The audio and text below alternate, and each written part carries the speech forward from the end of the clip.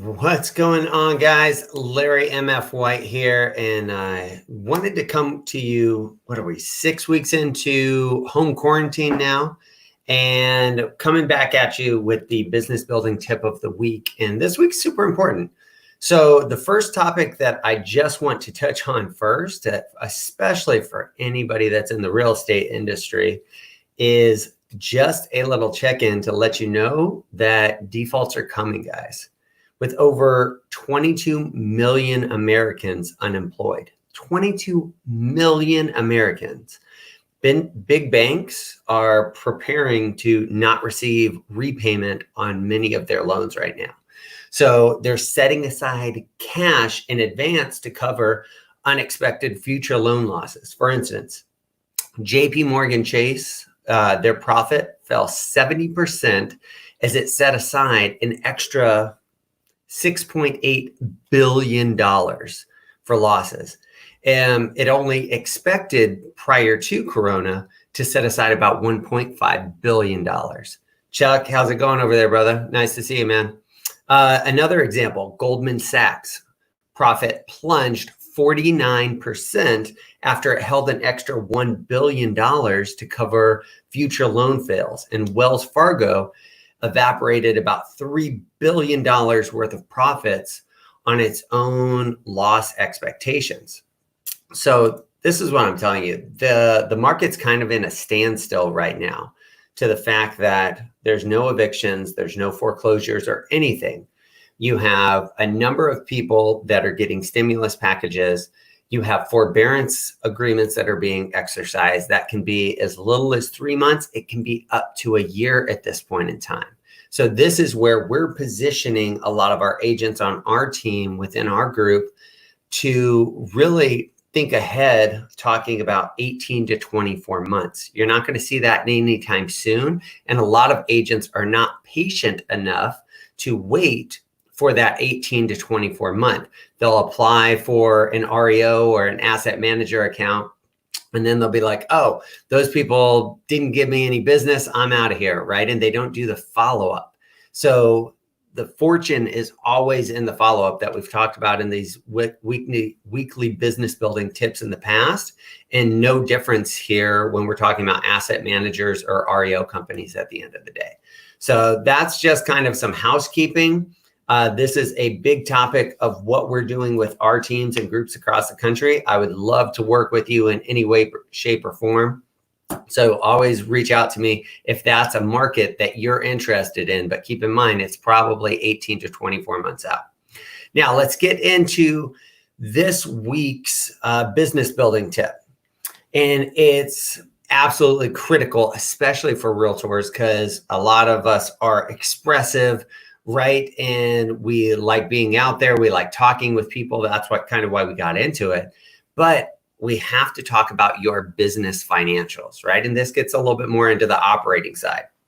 So in the past, we've had our business building tips, and we've talked about tracking your lead sources, appointment sets, closing ratios, etc. But there's another extremely important thing to track and to pay attention to on a regular basis, which is your business financials, AKA your profit and loss at the end of the day. Scott, how's it going this morning, sir? So what is your profit and loss statement? In short, it shows you how much money you're actually making or how much you're actually losing in some cases. However, a good P&L will show you much more than that. So if I asked you and you were being 100% honest right now, and I said, what is your exact year-to-date net profit and what is your exact monthly expenses?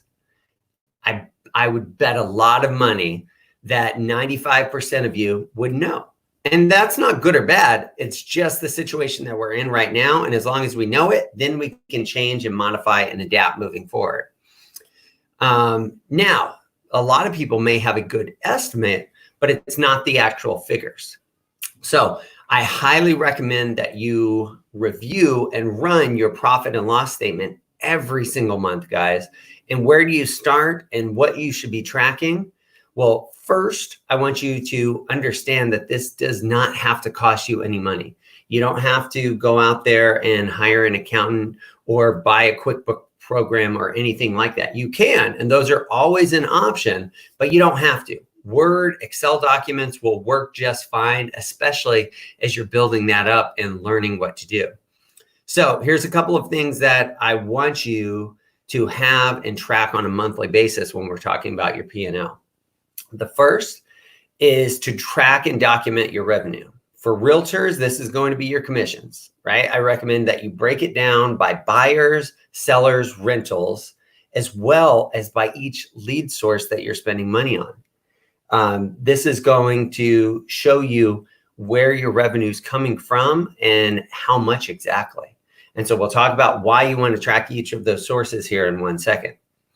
The second part is you want to track your expenses. Just like your revenue, you want to break this down, have some, some examples would be individual lead sources, website systems, rent, license fees and dues, vehicle expenses, property photos, flyers, open house signs, etc.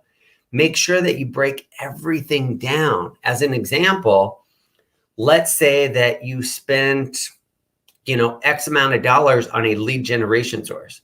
You'd want to break that down individually so you know and can see those costs each and every month. Now, the third part, and this is kind of where we tie it all together, is your total gross revenue, gross expenses, and then your net profit and loss on each of those ventures. So this information is so critical so that you can make an important financial decision for your business.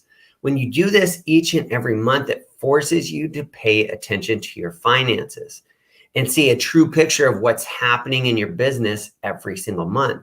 When I review my P&L statement, I analyze every expense to see if it's an absolute necessity.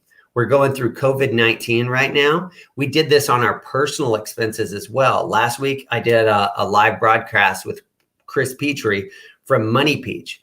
Literally, he's a financial advisor and coaches people to get out of debt, have a cushion set aside and better themselves. And this is one of the exercises that he actually taught me probably about 4 or 5 years ago, was just breaking it down. If I'm spending $1,000 a month on lead generation, let's call it $12,000 a year, how many deals am I expecting to close? Am I breaking even? Am I getting 2, 3, 4 times return on my investment? Those are the types of things that you guys need to be able to analyze. So that you guys can break it down and figure out what you want to keep and what you need to get rid of at the end of the day. So here's an important note. In order to do this, you want to stay organized. And an easy way to do this is, if you're one of those paper people, you can actually get a letter-sized envelope every single month, write down the month. So you can get 12 envelopes, write it down, every expense, every invoice that you do. Mr. Yazbak, what's going on, man? Good morning. Every expense, everything that you pay, every bill that you pay, you're going to toss in there, right? So you have it all in one place. Now, we live in a digital age. I'm paperless. So you could do the same thing. I pay most of my bills online, or I have a scanner out there as well.